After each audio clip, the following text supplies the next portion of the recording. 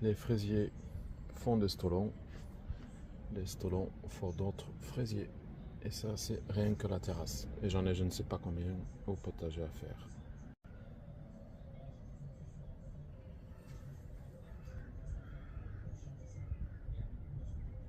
Alors, on continue dans les graines. Voilà la Provenzano. Elle est très très belle. On s'en sert pour faire des sauces tomates en Italie. On peut la manger aussi parce qu'elle est gustativement très très bonne. Elle est d'un aspect rougeâtre avec des petites parties comme ça striées de traces jaunâtres par endroits. Je ne sais pas si on voit. Voilà. Et c'est un fruit qui peut faire de 300 grammes à 1000 jusqu'à 1 kg, ce qui est déjà pas mal. Il y a des records un peu plus hauts pour ceux qui cherchent les records, mais bon. Donc c'est une chair de bœuf vraiment d'excellente qualité. Au niveau goût, ça contient pas beaucoup de graines, on va le voir, et la croissance est indéterminée. C'est une mi-saison, en fait, elle fait 60 à 80 jours et elle a une bonne production en fin de saison. Donc voilà, un très beau fruit. Voilà, j'ai baissé un peu le rideau pour qu'on voie mieux. Je l'ai coupé en deux. Et voici sa chair. Très belle, il y a de la graine quand même. Hein. Une belle loge. Très très belle loge. Tiens, je l'ai pas pesé. Voilà, c'est à 0. Voilà, celle-ci fait 364 grammes. Ce qui est joli, ce qui est bien. Voilà, ben je me sers d'une petite cuillère à café. Je me sers de cette partie-là pour aller faire les graines. Donc, comme j'ai besoin de mes deux mains, je vais couper là. Voilà, les loges sont bien vidées. Et il y a quand même de la graine. Je vais rajouter le même équivalent d'eau. Et puis on va laisser faire le processus.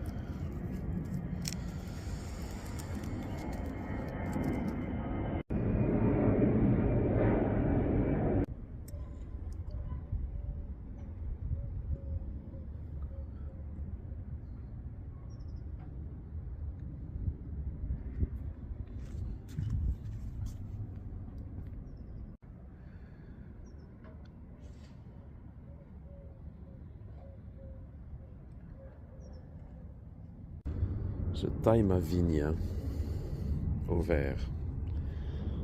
Donc, voilà, tout le supplément comme ça. Hop. Petit. Ça. Hop.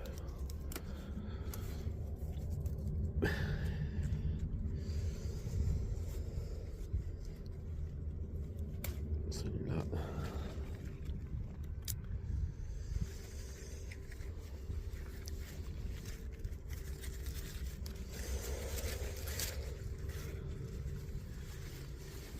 Branche qui part là. Hop.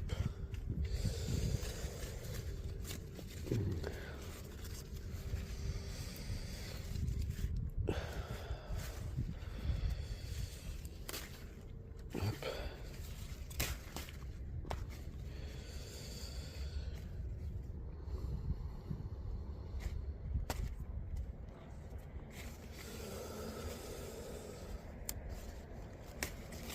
Voilà. pour me donner de jolis fruits l'année prochaine. Hop. Ah, et là aussi parce que c'est accroché là-bas. Et je ne veux pas qu'elle s'accroche sur le grillage. Donc, ah mais tiens. C'est laquelle? Voilà. Tailler, couper la verte. Hop. Et là, je la fais monter là, sur le piquet. Voilà. Mais je la pince pour pas qu'elle aille plus haut. Et je mets juste ça. Parce qu'ici les vents sont forts. Voilà. Hop.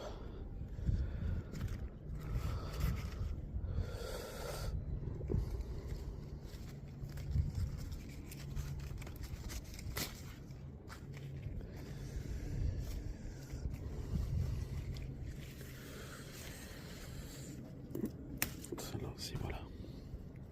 Ça aussi. Voilà. C'est nettoyé.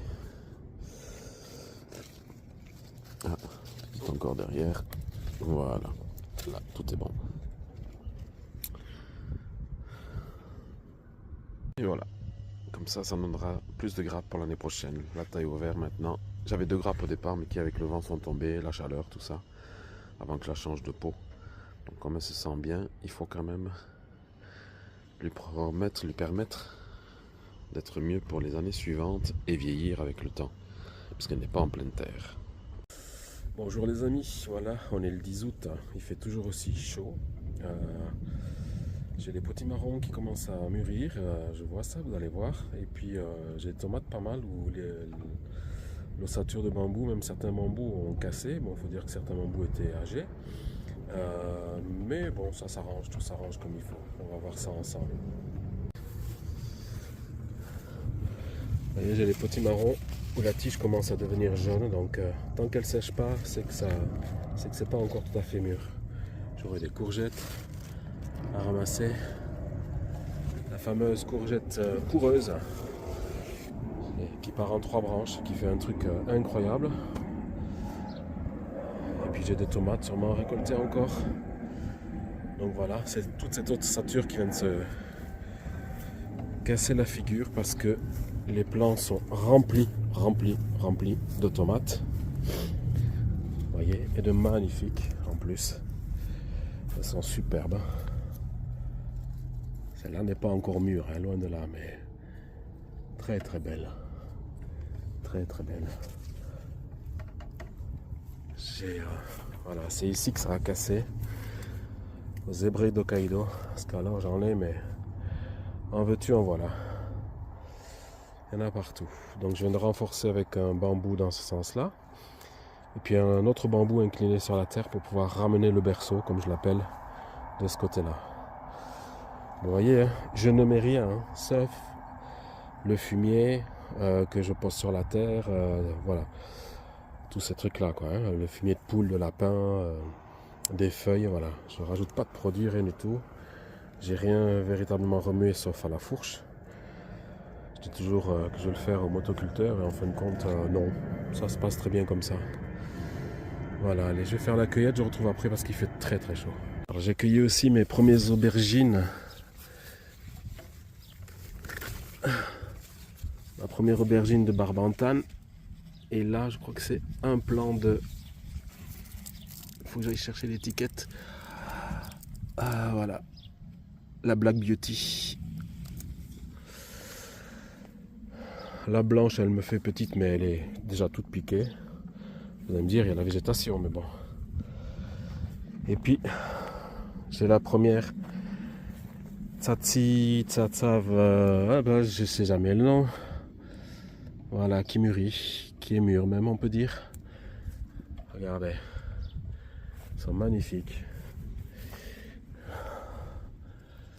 Voilà, magnifique. Super content. Les melons continuent toujours à pousser. Donc tout va bien.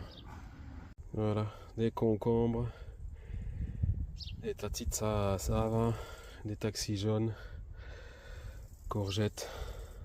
12 août, il ne faut pas désespérer. La zèbre et le caïdo. Donc là, elle n'est pas mûre. Ça fait des grappes en fait. Et la voilà en train de mûrir. Regardez cette couleur. Incroyable. Incroyable. Je suis vraiment content. Ça mûrit, il ne faut pas désespérer. Tout a du retard cette année, il faut qu'on fasse avec. Bon an, mal an, comme on dit. Hein. L'année dernière, j'avais des cultures incroyables. Cette année, j'ai pas eu le temps, dû au décès familial, à faire des plantations comme les haricots, les choses comme ça. Il fait tellement chaud que je vais pas les lancer maintenant non plus. Ça me sert à rien, je termine comme ça la saison, à part de faire peut-être des poireaux, des choses comme ça. Et encore, ce sera dans un coin. Voilà. J'ai fait du melon de Rennes pour la première fois, je le réussis, donc je suis content de ça. Les fraisiers, il va falloir que j'enlève parce que là, il y en a beaucoup trop maintenant. Regardez-moi ces tomates. Voilà, tout arrive. Tout doucement, mais assurément. Donc très content de cela. Voilà. Dans la serre aussi, tout se passe bien. Je vois que j'avais oublié de fermer le rideau. J'espère qu'un chat n'est pas passé par là. Et il fait toujours pétant, mourant de chaud à l'intérieur. J'ai aussi mon autre tige de melon de Rennes qui s'est mis à courir alors qu'il a vivoté littéralement pendant un bon moment et là il court. C'est bon. Donc là maintenant, je le pince ici. Voilà, tout simplement. Parce que j'ai déjà des fleurs mâles ici. Comme là, ici même. Voilà, c'est que des fleurs mâles. Donc les tiges vont pouvoir pousser et partir dans les tiges femelles normalement. Là, Provenzano aussi en serre. Oh, il y a un contre-jour, désolé. Ouais, j'arrive pas à la voir. Voilà, là, il faut que j'arrose par contre. Là, ça manque d'eau à l'intérieur. C'est fou. Les taxis jaunes, tout se passe bien pour les taxis jaunes. J'en ai une très belle ici d'ailleurs. Tiens, je crois que j'ai trouvé celle avec laquelle je vais faire mes graines. Voilà. Je vais cueillir du persil, de la rhubarbe pour mes voisins. Ça fait plaisir à tout le monde. Et là, je vais arroser. Et puis voilà. Faire une petite cueillette peut-être. Alors, dans les tomates bleues, j'arrive pas à retrouver l'étiquette ici. Je sais pas où est-ce qu'elle est partie. Mais regardez. Voilà. Il faudra que je regarde. L'état de mûrissement. On passe à cette couleur. Et on passe enfin à ceci. Pourpre sur le dessus. Rouge sang. Elle est en manque de calcium, ce plant. Mais bon, voilà. Et en plus, elle a soif. Ce plant-là a vraiment soif. Tous ces plants qui sont là ont soif. J'ai pas assez d'eau. J'ai plus d'eau du tout.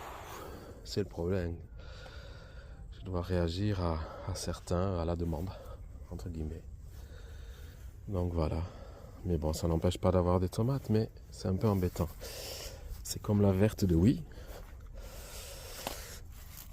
Donc, elle porte bien son nom. Elle a de très très belles couleurs. Et puis la voilà qui est mûre. Qui mûrit. Et encore, je crois que là, je vais la prendre parce que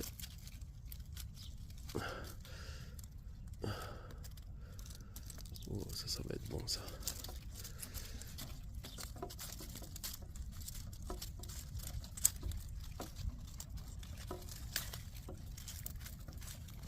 Attends.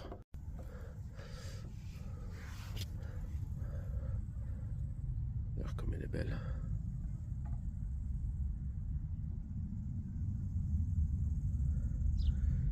Et j'en ai une autre mûre de l'autre côté aussi. Ça, c'est les cœurs de bœuf, Chantal.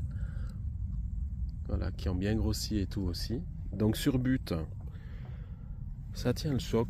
Sur le sol ici, comme l'année dernière, c'est une partie qui a besoin vraiment d'eau. Il y a des endroits comme ça où ça a vraiment besoin d'eau. Voilà, moi j'en fais une petite salade. Donc il y a de la taxi jaune, de la tomate oliva, qui est une tomate grappe, et puis la verte de oui, que j'ai pas mondée mais que j'ai épluchée, parce que la peau s'enlève d'une facilité incroyable. Donc voilà, je vais rajouter là-dessus un petit peu de croûton de pain, un petit peu d'huile d'olive et léger fleur de sel et piment d'Espelette. Et bon appétit, tout en fraîcheur. Voilà la fin de cette vidéo du mois d'août et que le potager soit avec vous.